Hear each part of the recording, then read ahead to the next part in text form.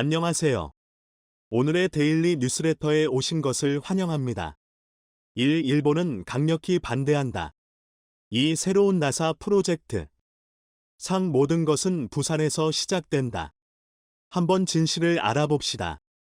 최근 뉴욕, 런던, 파리 혹은 아시아의 도쿄, 홍콩, 상하이가 아닌 부산항이 세계적인 조명을 받으며 글로벌 자본과 엘리트 국제 정치인들의 큰 관심이 쏟아지면서 국제 중심지로 부상하고 있습니다. 그런데 글로벌 자본에 이어 미 항공우주국 나사까지 부산을 긴급 방문하면서 도대체 국제적으로 부산에 어떤 일이 일어나고 있는지, 현재 부산의 국제 엘리트들의 관심이 집중되면서 초비상 상황입니다.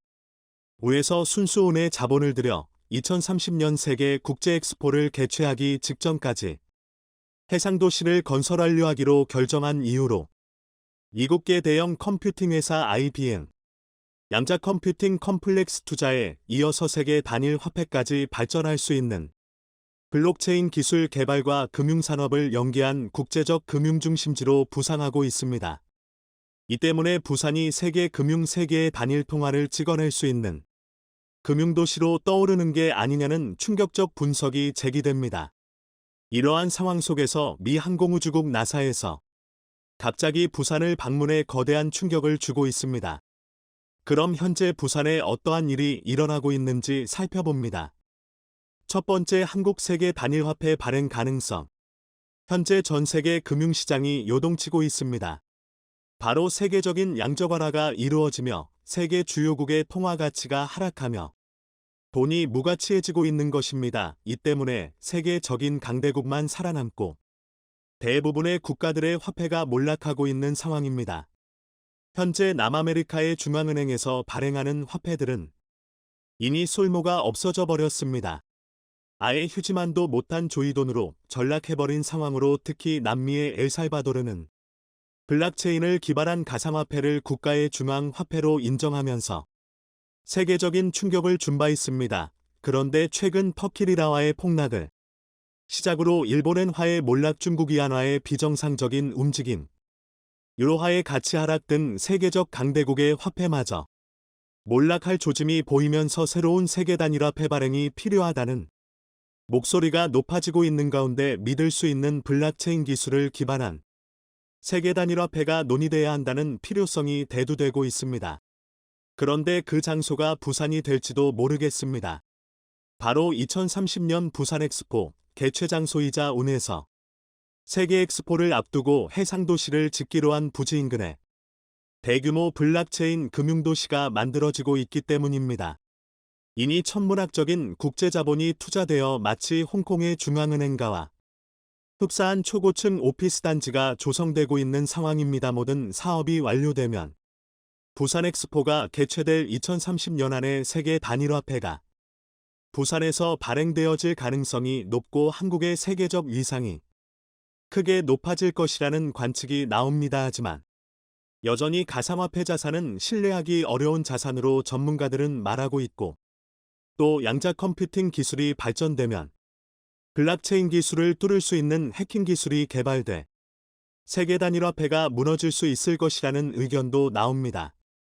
그런데 이러한 상황에서 부산의 IBM이 주도하는 양자 컴퓨팅 컴플렉스가 개발되면서 눈길을 끌고 있습니다. 두 번째, IBM 양자 컴퓨터 컴플렉스. 1984년 교황 요한 바오로 2세가 부산에 방문해 땅바닥에 입을 맞춘 장소로 알려진 수영만 비행장 자리. 바로 그곳에 미국 IBM 양자 컴퓨팅 컴플렉스가 만들어질 것으로 관측되고 있습니다. 부산광역시는 최근 수도권 판교동 단 하나의 행정동에 도시 전체 GDP가 따라잡히는 대9력을 얻은 바 있습니다. 판교 신도시에 입주한 IT 업체들이 생산하는 부가가치액이 부산광역시에서 생산하는 부가가치를 거의 따라잡거나 도시 산업의 위세가 추월한 상황이었는데, 최근 부산 일대가 해운대 인근 센텀시티 그리고 문현 금융단지를 중심으로 대규모 산업단지 시설 유치가 이뤄질 것으로 관측되면서 마치 판교 테크노밸리와 같은 실리콘밸리가 부산에 형성될 수 있을지 주목되고 있습니다. 주목받는 분야는 역시 금융과 블록체인 기술과 연관된 기술, 그리고 양자 컴퓨팅 기술을 바탕으로 한 가장 안전한 통화 세계적인 단일 화폐 발행이 한국에서 먼저 시작되는 게 아니냐는 관측이 나옵니다. 하지만 세계 어느 곳에서 통용이 이뤄지는 단일 화폐가 구성되려면 전 지구가 촘촘한 인터넷망이 가동돼야 하고, 심지어 망망대해 바닷가에서도 인터넷 통신이 가능해야 하는데 바로 식스 지통신망 즉 인공위성을 통한 인터넷 서비스 공급 즉 스타링크 프로젝트의 발전된 버전이 필요한 상황입니다. 세 번째, 나사의 부산 방문. 지난 누리호 발사 성공으로 인해 한국이 세계 7번째 우주 강대국으로 급부상하자 세계 우주 전문 기관들이 한반도를 주목하고 있습니다. 저렴한 값에 인공위성을 쏘아 올릴 수 있는 기술력을 갖춘 나라가 되면서 갑자기 부산이 주목받고 있습니다. 당초 한국의 우주개발 중심지는 전남, 고흥군이 그동안 유력한 부지로 떠올랐으나 고급 연구 인력을 유치할 만한 도시편의 시설 인프라가 갖추어져 있지 못해 안타까움을 준 바 있습니다. 놀랍게도 미 항공우주국 나사가 부산에 방문했습니다. 최근 부산에서는 세계 천문학자들이 모였습니다. 천문학자들의 올림픽 행사인 국제천문연맹 총회가 부산에서 개최되면서 나사 관계자뿐 아니라 전 세계 천문학계가 부산에 모인 상황입니다. 그런데 충격적이게도 나사에서는 부산광역시를 콕 집어 부산시를 국제해양나노 위성 개발의 중심지로 개발을 할 것으로 관측되어지고 있습니다. 총 3,344억 원을 투입해서 해양, 우주기술과 관련된 기술의 중심지를 구축하는 개념으로 일부 전문가는 해양 프로젝트와 차세대 전지구적인 통신망 구축과 관련된 식스지 구축 사업과 관련이 있을 뿐 아니라 해양 망망대해 오지에서도 인터넷 통신망 구축을 주도할 수 있는 중심지가 될 것으로 관측되어지고 있습니다. 이렇게 부산이 선정된 이유는 한반도의 가장 남측에 위치해 위성 발사에 용이한 장소일 뿐 아니라 향후 북극 항로의 중심지로서 북아메리카, 유럽, 동남아시아를 아우르는 중심지로 선정된 것으로 해석되고 있습니다. 마치 싱가포르와 같은 국제도시로 변모될 것으로 관측되어지는 상황인데요. 네 번째, 온 국제해상도시 세계는 기후변화로 인한 몸살을 앓고 있습니다. 그런데 부산이 2030년 국제엑스포 개최와 맞물려 세계적인 기후변화 아젠다의 중심도시로 변모될 것으로 예측됩니다. 부산은 해수면 상승의 최대 위협을 맞는 도시인데 실제 부산 해변가를 매립해 만든 주요 초호화 주거단지가 물에 침수된다거나 지하주차장의 해수가 유입되는 일로한국에서 가장 기후변화의 위기를 맞는 도시가 되고 있습니다. 이에 발맞추어 운에서는 직접 자금을 조달하여 부산 앞바다에 인류 역사상 최초로 국제해상도시를 건설하기로 결정하면서 이니 조감도까지 나온 상황입니다. 2030년 엑스포에 맞추어 완공이 이뤄질 상황이며 부산이 현재 사상 초유의 인류의 미래를 결정지을 다섯 번째 항공교통 중심지 긴장하는 일본, 부산 가덕도의 대규모 인공섬 개발을 통한 국제공항 건설 개발 사업이 속도를 내고 있습니다. 2030년 부산 국제엑스포를 개최하려면 국제적인 공항시설이 갖추어져야 하는데 지난 코시국 상황으로 인해 약간 늦추어지고 있는 상황입니다. 그런데 부산이 국제적 항공교통의 중심지로 부상할 것으로 관측되면서 긴장하는 나라는 다름 아닌 일본입니다. 바로 일본 간사이 지방의 국제항공 수요가 전부 부산으로 몰릴 가능성이 높아졌기 때문입니다. 한일간 관계 경색과 코시국이 있기 전까지만 해도 한국 인천공항과 김포공항에는 일본 지방 곳곳을 향하는 항공노선이 운행되고 또 일본 지방에서 해외를 가기 위해 도쿄 나리타 하네다 공항이 아닌 한국 인천공항으로 일본 국제여객 수요가 몰리면서 인천공항의 국제항공사들이 대거 취항을 도쿄나 오사카보다 더 많이 하기 시작한 것입니다. 그 효과로 세계 주요 도시들과 직항편이 생기면서 서울과 인천 일대의 다국적 기업의 아시아 사무소를 두는 효과를 얻었습니다. 이와 유사한 일이 부산에서 더 크게 발생할 것으로 예측되고 있습니다. 가덕도 신공항이 만들어지게 되면 초고속 페리가 일본 간사이 지방 곳곳을 연결해서 지방어 촌마을까지 항공 수요를 흡수할 수 있어 심지어 대마도와 같은 지역에서는 도쿄를 가기 위해 부산에서 환승을 하는 사례가 급증했었습니다. 때문에 일본 간사이 지방의 경제권이 한국에 쏠린다는 걱정이 일본에서 나오기도 했는데요. 그런데 부산의 국제적 규격과 규모를 갖춘 신공항이 만들어지고 일본 각 도시들을 연결하는 고속페리 노선, 이그선 여객 노선이 생기게 된다면 일본 간사이 지방 정도는 한국의 경제권처럼 될 수 있을 것이라는 관측이 나오고 있습니다. 일본 오사카에 생길 수 있는 다국적 기업이 오사카가 아닌 한국 부산에 사무소를 차릴 수 있는 상황이 점점 만들어지면서 일찌감치 국제자본과 국제 엘리트들의 발길이 부산에 이어지고 있습니다. 부산은 과거 한국전쟁 당시 희생당한 유엔군 장병을 기리는 국제연합 묘지가 있어 전 세계에서는 11월 11일 11시 11초가 되면 세계인들이 부산을 향한 방향으로 고개를 돌려 묵념을 합니다. 최근 부산은 국제적 기후위기, 전쟁 기아를 해결하기 위한 장소로 채택되어 세계적인 중심지로 떠오르고 있습니다. 그동안 부산은 노인과 바다라는 오명을 남기며 젊은이들이 모두 서울로 떠나버리는 도시로 이름을 날렸으나 급작스러운 세계자본 세계의 눈이 부산에 집중돼 눈길을 끌고 있습니다. 최근 공개된 한강철판의 탄흔을 찍은 사진이 방산업계에서 큰 화제가 되고 있습니다. 사진만 보면 이게 뭐가 대단한지 알 수 없는 흔한 탄흔.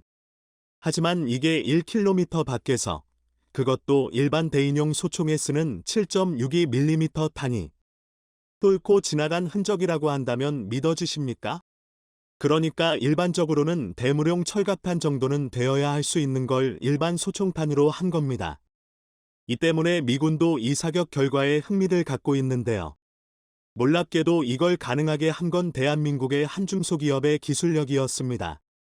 세계 최강 미군도 예의주시하고 있는 대한민국의 탄환 제조 기술력을 지금부터 여러분께 보여드리겠습니다. 앞서 보여드린 것과 같은 강철판을 대인용 소총으로, 그것도 1km 이상 장거리에서 뚫어버리는 것은 어지간해서는 할 수 없는 일이기에 이 탄흔을 만든 총탄의 기술력에 미군도 큰 관심을 보이고 있는 건데요. 작년 10월 같은 종류의 탄환을 갖고 1km 떨어진 곳에서 3.5mm 두께의 강철판으로 사거리 시험을 진행한 결과는 놀라웠습니다.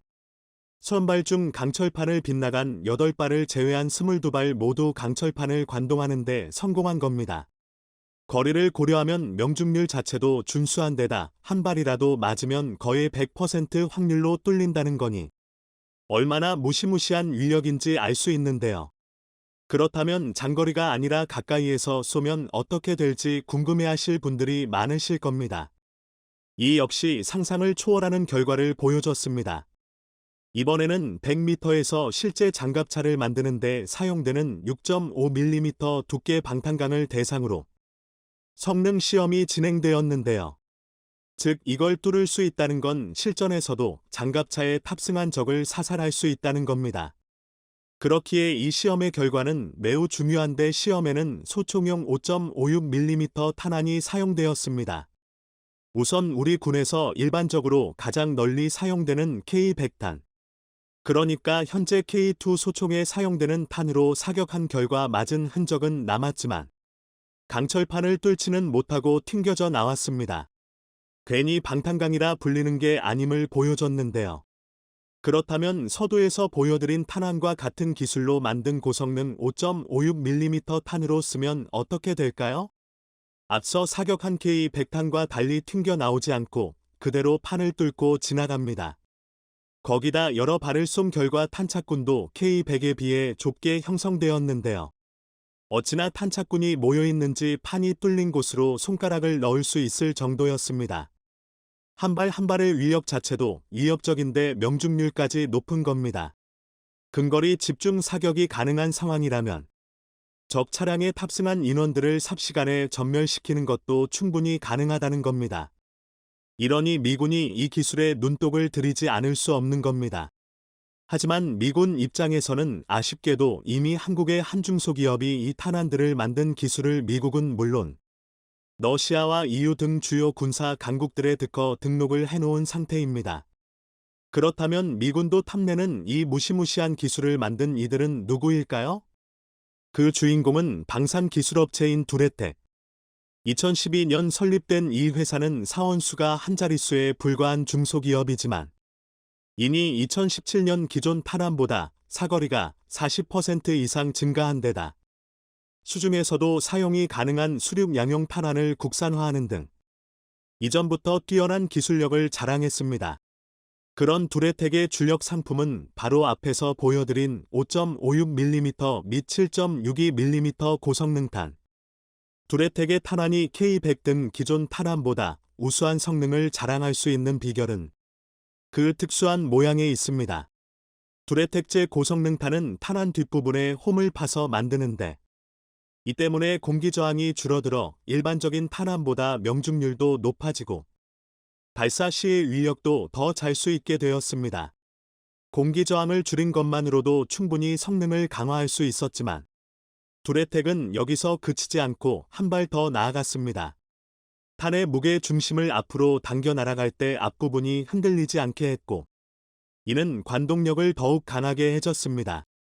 이처럼 탄 자체의 성능도 대폭 강화되었지만 이외에도 두레텍의 고성능탄의 장점은 여러 있습니다.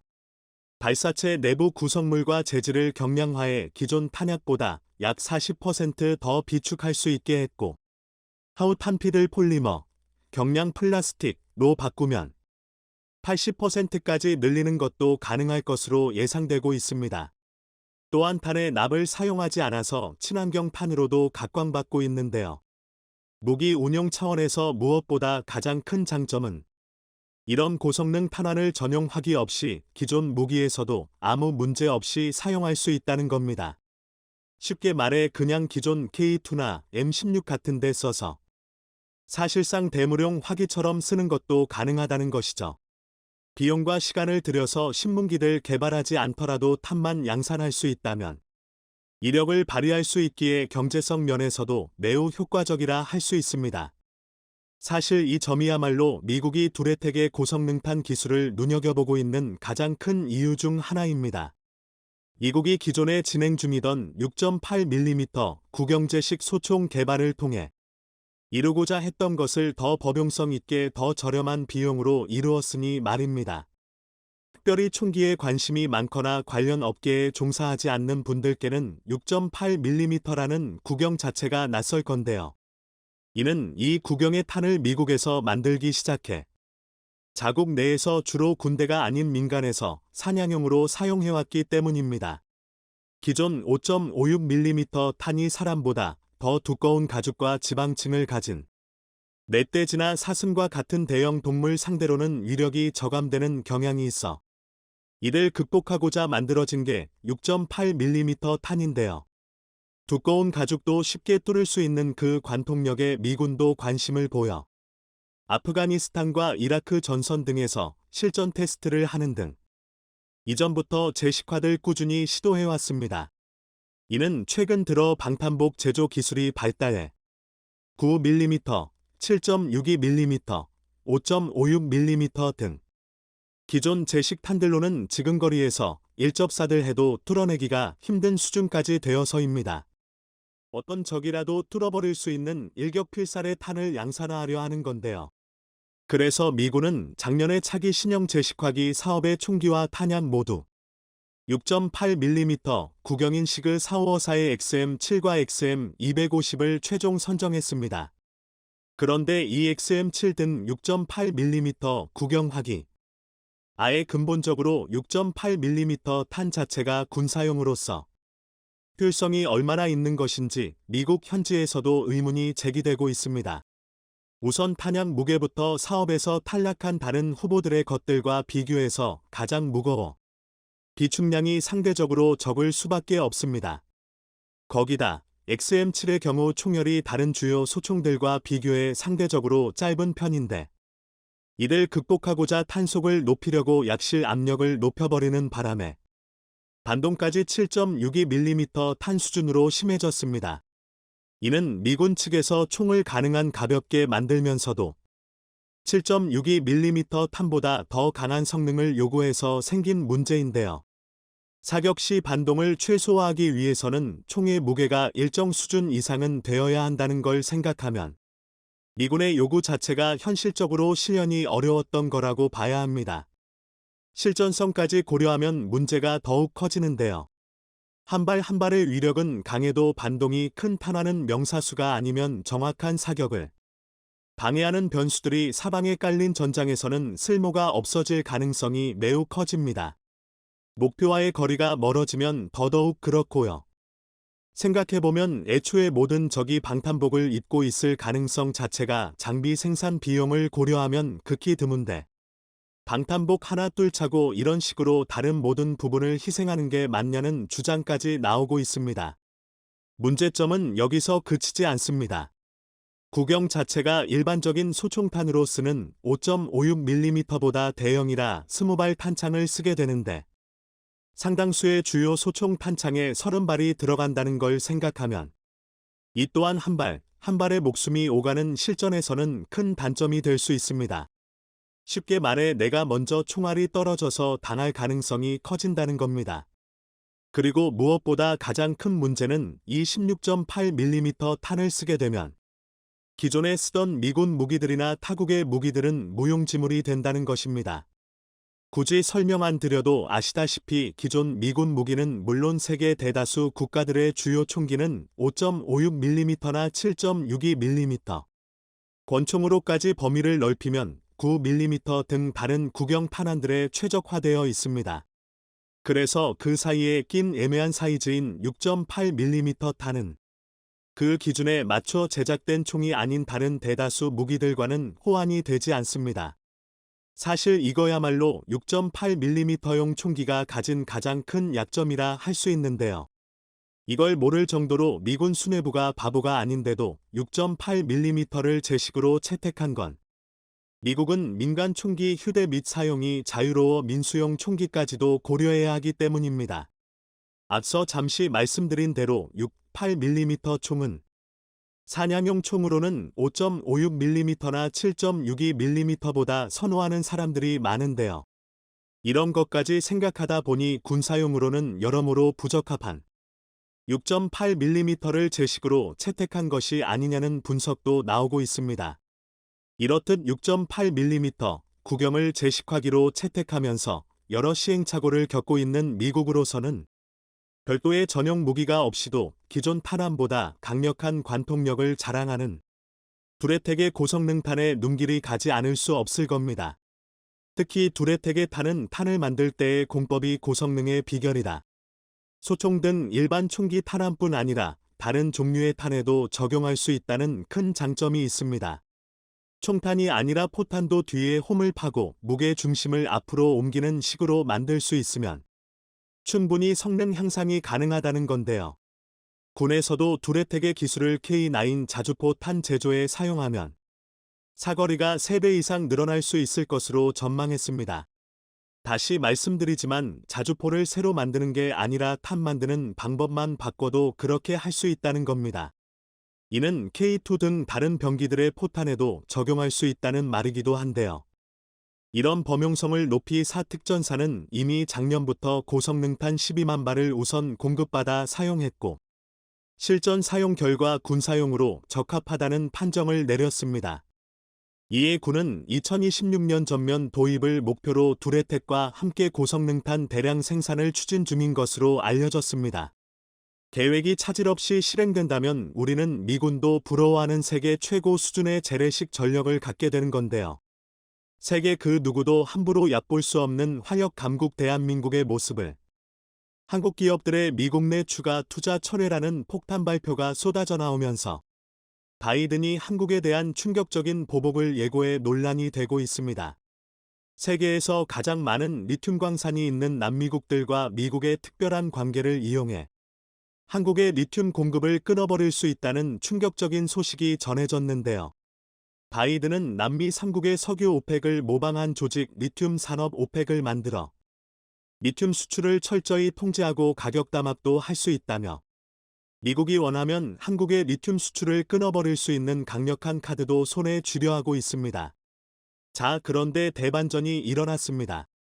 바이든의 이러한 폭탄 발표가 아무렇지도 않다는 듯 웃고 있는 한국의 전기차 배터리 회사들. 놀라운 것이 공개됐는데요. 삼성과 현대, LG 등 미국에 수백조 원의 투자를 발표했던 한국 기업들이 추가 투자를 미국이 아닌 중국과 다른 나라에 하겠다는 폭탄 발표가 나온 후 바이든이 한국에 대한 대대적인 복수를 발표했습니다. 너무나 충격적인 일이 벌어졌는데요. 삼성전자가 미국에서 제기된 반도체 특허 침해 소송에서 4천억 원에 달하는 배상금을 지불하라는 배심원 판결을 받았습니다. 일각에서는 바이든이 압력을 가했을 수도 있다는 충격적인 소식을 전했는데요. 로이터 통신에 따르면 텍사스주 동부연방지방법원 배심원단은 21일 현지 시간 미 반도체 기업 네트리스트가 삼성전자를 상대로 낸 메모리 특허 침해 소송에서 넬리스트의 손을 들어주고 배상액을 3억 300만 달러, 4,035억 원 이상으로 평견했습니다. 미국 법원은 삼성전자의 고성능 컴퓨터에 사용되는 메모리 모듈이 넬리스트의 특허 5건을 침해했다고 판단했다고 로이터는 전했습니다. 넬리스트는 지난 2021년 클라우드 컴퓨팅 서버에 사용되는 삼성의 메모리 제품과 다른 데이터 기술이 자사의 특허를 침해했다며 소송을 제기했고 배상금으로 4억 400만 달러, 5,381억 원을 요구했습니다.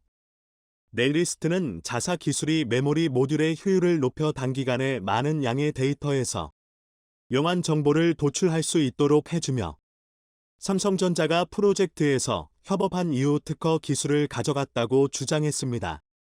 남성전자는 넬리스트의 특허가 무효이며 자사의 기술이 넬리스트의 기술과는 다르게 작동한다고 맞서왔습니다. 모든 사람이 당연히 삼성전자가 승리할 것이라 예상했습니다. 그것도 아주 깔끔한 완승 말이죠. 그런데 공교롭게도 바이든이 한국의 보복을 예고한 직후 충격적인 결과가 나왔습니다. 삼성전자는 2023년 1분기에 반도체 대규모 적자를 기록하면서 고작 6천억 원의 영업이익을 올렸는데요. 이 중에 4천억 원을 미국에 내야하게 생긴 것입니다. 너무나 충격적인데요. 여기서 끝이 아닙니다. 한국수력원자력도 미국 웨스팅하우스의 소송장을 받아들었습니다. 작년 10월 이 원자력 설계업체는 한국수력원자력이 자신들의 기술로 개발한 원전을 폴란드 등 동유럽에 판매한다면서 이를 막아달라고 미국 컬럼비아 특별구 연방법원에 소장을 제출했는데요. 이 말도 안 되는 요구를 미국 법원이 받아들인 것입니다. 웨스팅하우스는 자신의 기술로 만든 원전에 대해 수출할 땐 반드시 미국 정부의 허가를 받아야 한다는 황당한 주장을 했는데요. 미국이 제기하고 있는 원전 기술은 APR-1400으로 한국 자체 기술로 만든 한국형 원전임은 이미 전 세계국들이 알고 있는 사실입니다. 자, 그런데 더 충격적인 것은 이 두 가지 보복은 아무것도 아니라는 것입니다. 현재 전 세계적으로 가장 떠오르는 산업이 바로 배터리죠.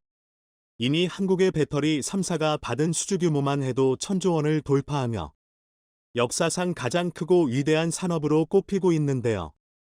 전기차 전체 비용의 40%가 배터리. 이 배터리를 만드는데 가장 중요한 것이 바로 리튬이죠. 리튬은 이제 하얀 석유라고 불릴 만큼 너무나도 중요한 자원으로 분류되고 있습니다. 자, 그런데 미국 지질조사국 USGS에 따르면 전 세계 리튬의 56.0%는 리튬 삼각지대라 불리는 볼리비아, 아르헨티나, 칠레 3개국에 몰려 있습니다.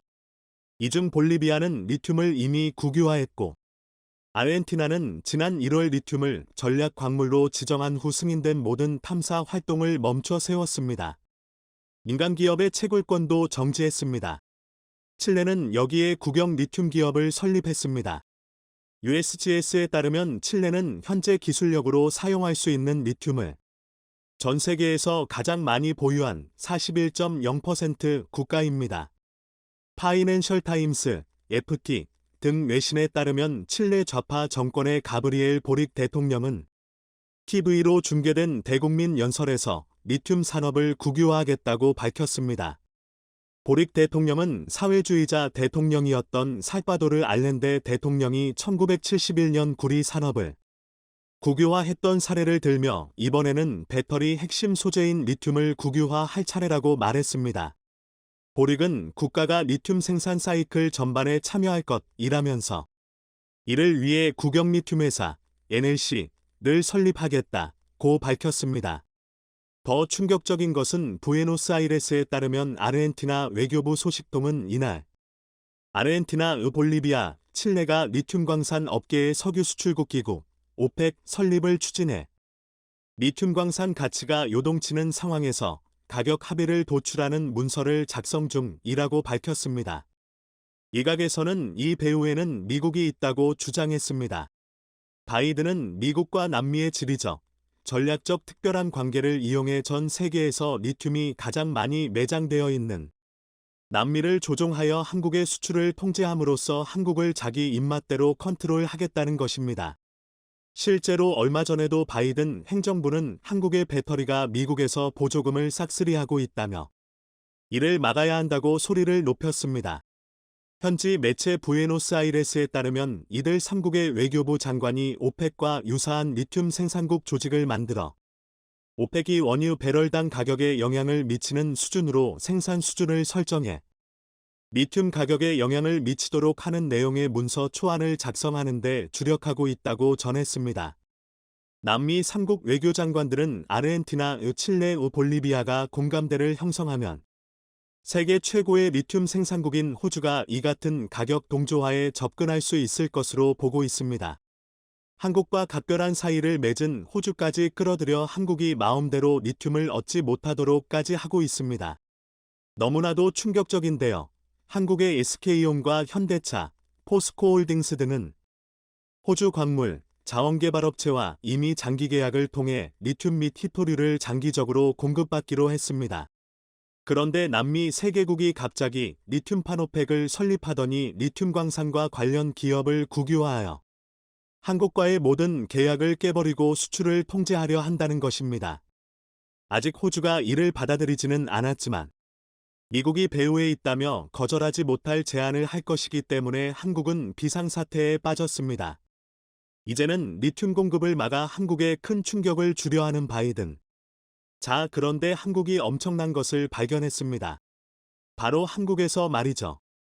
이평구 한국지질자원연구원 원장은 울진 등 광산 6곳서 리튬을 발견했다며 한국은 리튬 강국이 될 것이라 선포했습니다. 이 연구원장은 11일 서울 중구 한 식당에서 열린 기자 간담회에서 지난해 국내 광산 6곳에서 리튬을 확인했다며 대표적인 곳은 울진이며 올해 안에 매장량 평가가 끝날 것이라고 말했습니다. 이 원장은 광산 탐사뿐 아니라 이를 활용해 리튬 하이드록사이드, 수산화리튬과 리듬 카보네이트 등 2차 가공 산물로 만드는 기술을 이미 확보한 상태라고 강조했습니다. 그는 이날 국내에서 채굴한 리튬 레피돌라이트, 홍은모 실물을 보여주기도 했는데요. 바이든은 이 소식을 접하고 난리가 났습니다. 한국이 리튬부터 배터리 소재와 부품, 배터리 완성품까지 전 세계 배터리 시장의 모든 것들을 싹쓸이 해버리면 미국이 더 이상 통제할 수조차 없기 때문인데요. 배터리 아저씨로 불리며 신드롬적인 인기를 끌고 있는 박순혁 흥보이사.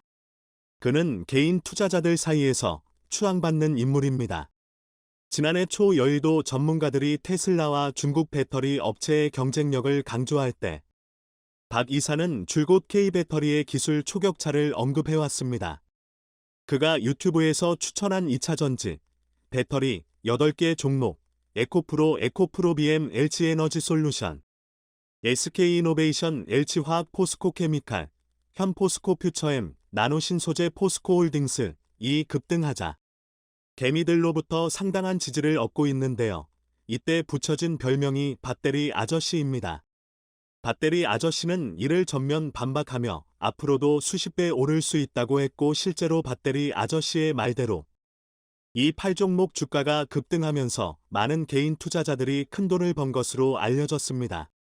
그가 출연한 유튜브 방송은 누적 조회수 1000만 회를 돌파했고 최근 편앤저서 K-배터리 레볼루션 지와인은 출간 뒤 한 달째 베스트셀러 종합 상위권을 차지하고 있습니다. 전기차의 핵심은 배터리, 배터리의 핵심은 양극재입니다.